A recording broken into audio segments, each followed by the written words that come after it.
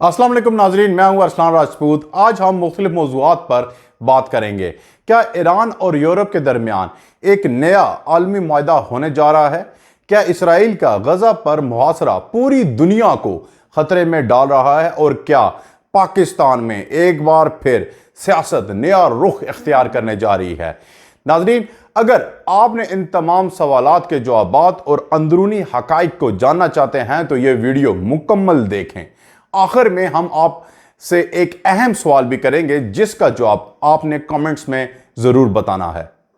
आगे बढ़ने से पहले अगर आप इस चैनल पर नए हैं तो सब्सक्राइब ज़रूर करें ताकि आपको आलमी सियासत, खुफिया एजेंडों और अंदरूनी कहानियों पर मबनी ऐसी खबरें मुसलसल मिलती रहें। नाजरीन, शुरू करते हैं आज का व्लॉग। ईरान और 3 यूरोपीय ताकतों के दरमियान जुम्मे के रोज इस्तांबुल में अहम तरीन जोरी मुज़ाकरात होने जा रहे हैं। ईरानी वज़ारत ख़ारजा के मुताबिक ईरान, बरतानिया, फ्रांस और जर्मनी के नायब वज़राए ख़ारजा इस मुलाकात में शरीक होंगे।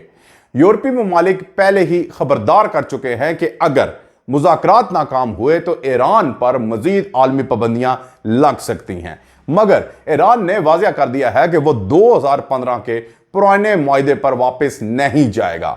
ईरानी वजीर खारजा अब्बास अराक्ची का कहना है कि बरतानिया, जर्मनी, फ्रांस के पास 2015 के मुआहदे को नाफिज करने के लिए ना कोई कानूनी जवाज है, ना सियासी, ना इखलाकी। उनका इल्ज़ाम है कि इन यूरोपीय ममालिक ने अमरीका और इसराइल की जारियत का साथ दिया था। यह बयान आलमी सियासत में एक नया तूफान ला सकता है, क्योंकि 2015 के मुआहदे जैसे joint comprehensive plan of action जिसे कहा जाता है, उसमें ईरान ने कई हसास जोरी सरगर्मियों को महदूद करने पर रजामंदी जाहिर की थी। इस मुआहदे के तहत ईरान ने अफजुदा यूरेनियम के ज़खायर महदूद किए, सेंट्रीफ्यूजेस की तादाद कम की और प्लूटोनियम की तैयारी रोकने के लिए रिएक्टर तब्दील किया। जवाबन ईरान पर आयद इक्तसादी पाबंदियां उठा ली गई थी। लेकिन जब अमेरिका ने 2018 में मुआहदे से निकलने का ऐलान किया तो सूरत हाल कशीदा होगी। ईरान का मौक़िफ़ है कि अब वो किसी पुराने मुआहदे का पाबंद नहीं।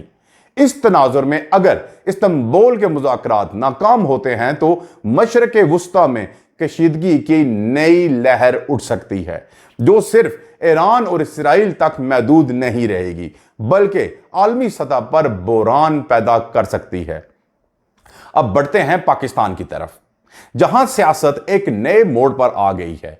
तहरीक इंसाफ के 5 नाराज सेनेट उम्मीदवारों में से 4 ने इलेक्शन से दस्तबरदारी का ऐलान कर दिया है, जिनमें इरफान सलीम, आयशा बानो, इरशाद हुसैन और वकास औरकज़ई ने पार्टी क़यादत के फैसले के तहत यह कदम उठाया है।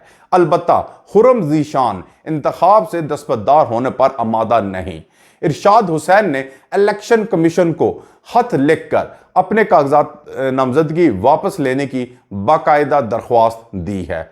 उनका कहना था कि वो बानी PTI के फैसले की रोशनी में पीछे हटे हैं और ये ज़ाती नज़रियात शिकस्त नहीं दे सकते।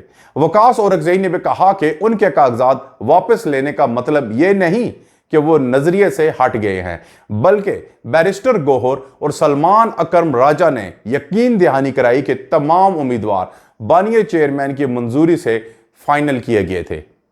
नाजरीन, खैबर पख्तूनख्वा असम्बली की मखसूस नशिस्तों पर 25 अरकान के हल्फ उठाने के बाद अब सेनेट इलेक्शन का मरहला मुकम्मल हो चुका है और 11 नशिस्तों पर आज वोटिंग होगी।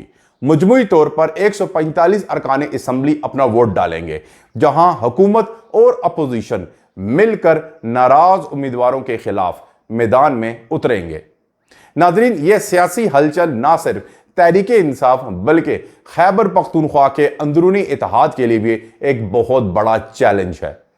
नाजरीन, अब जिक्र करते हैं बलूचिस्तान के उस दिल दहला लेने वाले वाक़े का, जिसमें गैरत के नाम पर एक मर्द और खातून को फायरिंग करके कत्ल कर दिया गया। इस वाक़े की वीडियो वायरल होने के बाद मुल्क भर में गम और गुस्से की लहर दौड़ गई। पुलिस के मुताबिक वीडियो में नजर आने वाले मजीद 2 मुल्ज़मान को गिरफ्तार कर लिया गया है और अब तक गिरफ्तार मुल्ज़मान की तादाद 13 हो चुकी है, जिनमें फायरिंग करने वाला शख्स और वीडियो में नजर आने वाला एक और मरकजी किरदार भी शामिल है। पुलिस का कहना है कि वाकये में मुलविस कबायली रहनुमा शेरबाज समेत तमाम अहम मुश्तबा अफराद को पकड़ा जा चुका है। इसके अलावा मुकदमा इंसदादे दहशतगर्दी एक्ट, कत्ल और मावनत की दफात के तहत दर्ज किया गया है। वज़ीर आला बलोचिस्तान मीर सरफराज बुगटी ने इस वाक़ये का सख्ती से नोटिस लिया और कहा है कि रियासत मजलूम के साथ खड़ी है। नाजरीन, अब रुख करते हैं गजा की तरफ, जहां इंसानियत एक बार फिर मसलतों की चक्की में पिस रही है। अक़वाम मुत्तहिदा की रिलीफ एजेंसी और नारा ने वाज़ेह किया कि उनके पास खुराक मौजूद है, लेकिन इसराइली नाकाबंदी के बायस ये इमदाद गजा तक नहीं पहुंच पा रही। और उधर हमास का कहना है कि उन्होंने एक जंग बंदी मुआहदे की तजवीज़ दी थी जिसमें तमाम यरगमालियों की रिहाई मुमकिन थी, लेकिन इसराइल ने इस तजवीज़ को मुस्तरद कर दिया। हमास ने खबरदार किया है कि अगर मुआहदा ना हुआ तो वो तवील जंग के लिए तैयार हैं। इसी दौरान बरतानिया ने फ़लस्तीन एक्शन ग्रुप को दहशतगर्द तंजीम करार दे दिया, जिसके खिलाफ लंदन, मैनचेस्टर, ब्रिस्टल और एडनबरा में बड़े मुजाहरे हुए। हजारों अफराद सड़कों पर निकल आए और इस फैसले को वापस लेने का मुतालबा किया।